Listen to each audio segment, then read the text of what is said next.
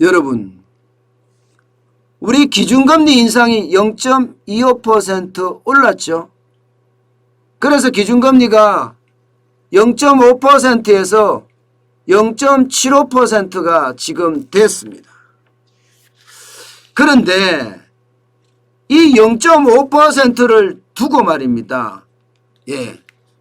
많은 사람들이 0.25%를 두고 많은 사람들이 여기에 대해서 경고장을 좀 날리는 편이에요.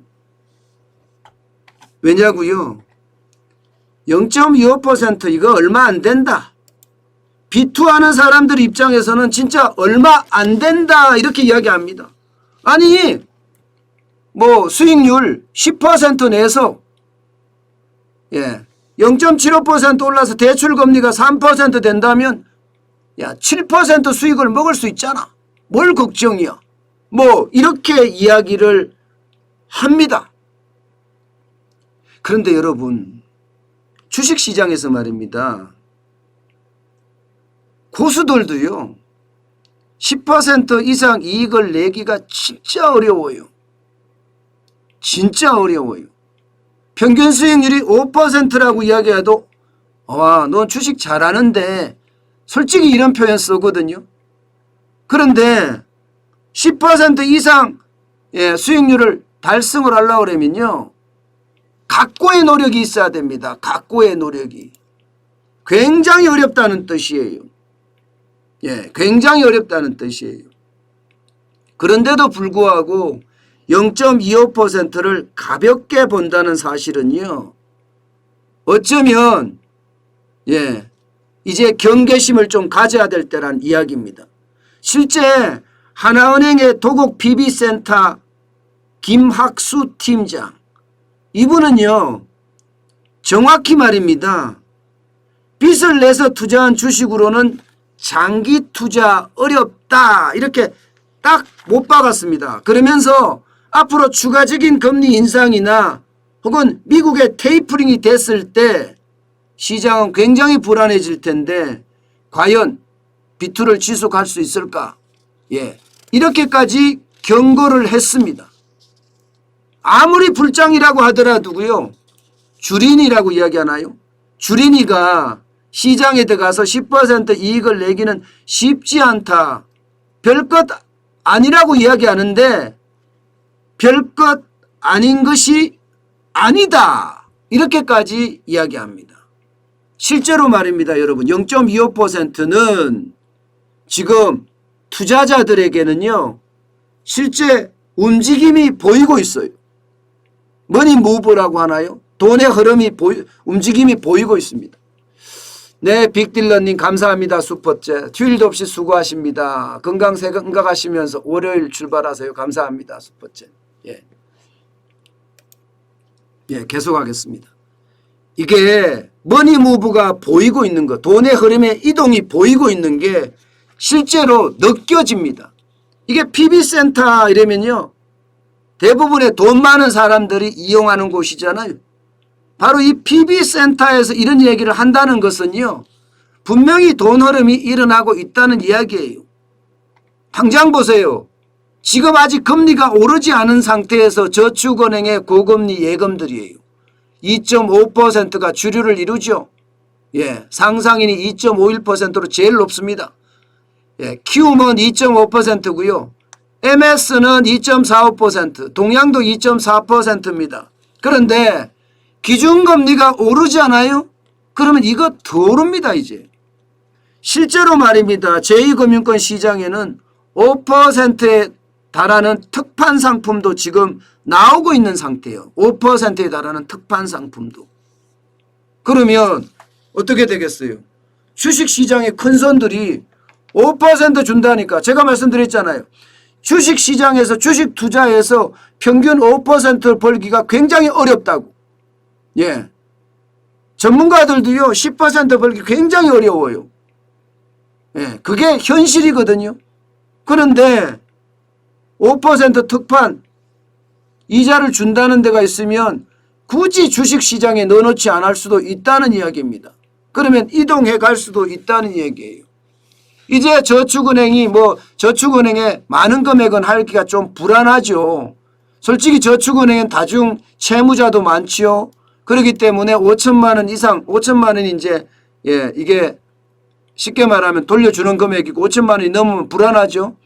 저축은행이 좀 불안하긴 해요. 그러나 5% 특판 상품이 나오고 하면 5천만 원까지는 들어갈 수 있다는 거. 게다가 여러분 0.25%면 이제 예금 금리도 올라갑니다.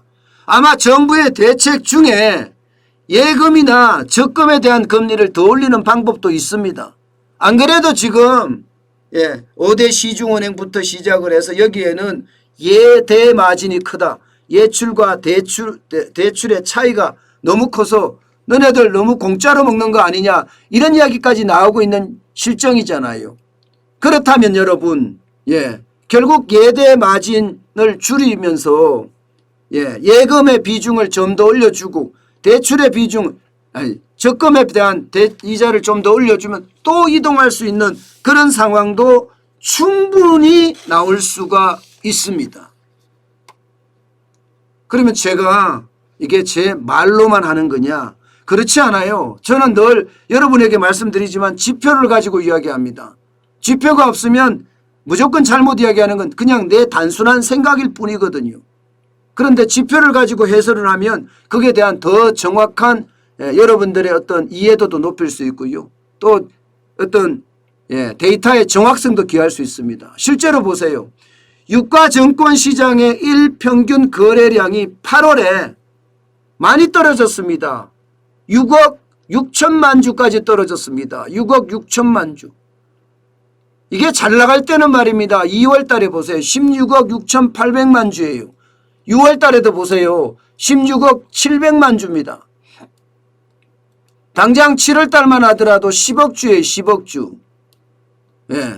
그런데 이게 6억 6천만 주까지 떨어졌다는 사실은 시장에서 관망 자세로 돌아섰다? 그렇게 이해할 수도 있는 부분입니다. 관망 자세로 돌아섰다. 왜냐하면 제가 관망 자세로 돌아섰다 이렇게까지 이해하는 거는요. 신용융자 거래에 대한 게 아직까지 줄지 않기 때문이에요. 신용융자가 보시다시피 24조 5,474억 원 8월 26일 현재입니다. 계속 늘어나고 있기 때문에 이게 완전히 빠져나갔다 이렇게 이야기는 하기는 그렇지만 분명한 것은 거래량이 적다는 것은 빠져나가고 있다는 뜻도 됩니다. 그런데도 불구하고 신용융자 잔고가 자꾸 늘어난다고요? 그러면 이거는 B2잖아요 결국이요. 그러면 B2들에게 0.25%는 실제로 섬뜩한 경고를 하고 있는 겁니다. 미국은요 이미 빠지고 있어요.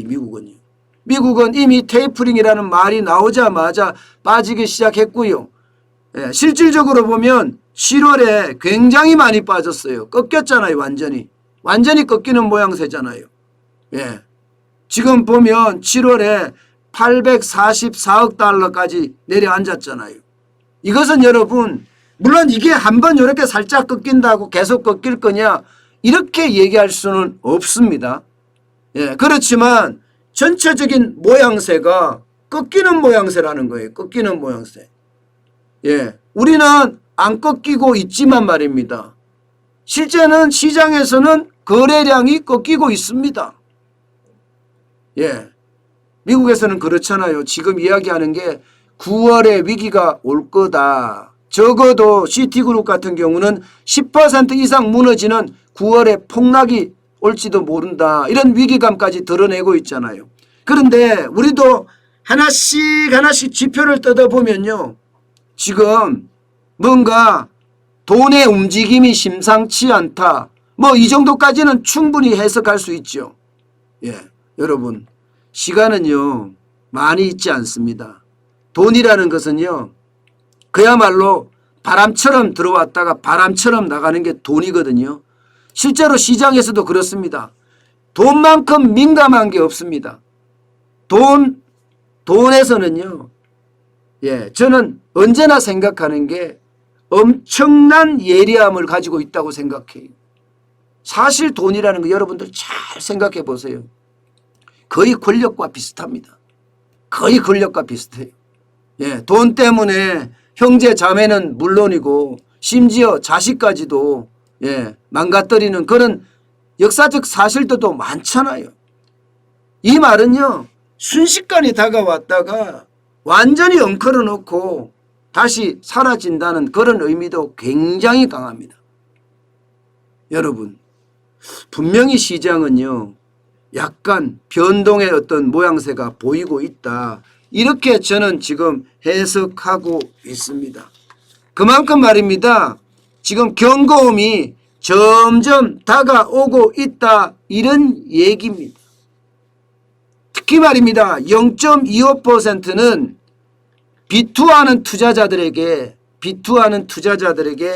엄청난 경고를 내보내고 있는 겁니다. 게다가 시장조차도 우리 주식시장이 어떻습니까? 주식시장이 뭐 계속 올라가는 시장이 아니죠. 박스권 시장인 박스권 시장. 올라갔다 내려갔다 올라갔다 내려갔다. 이런 시장에서 주린이가 돈 번다는 것은 굉장히 어렵습니다. 저는 다시 한번 말씀드리지만 B2는요. 나름대로 예, 이제는 조금씩 줄여가야 될 때가 아닐까. 저는 다시 한번 말씀드립니다.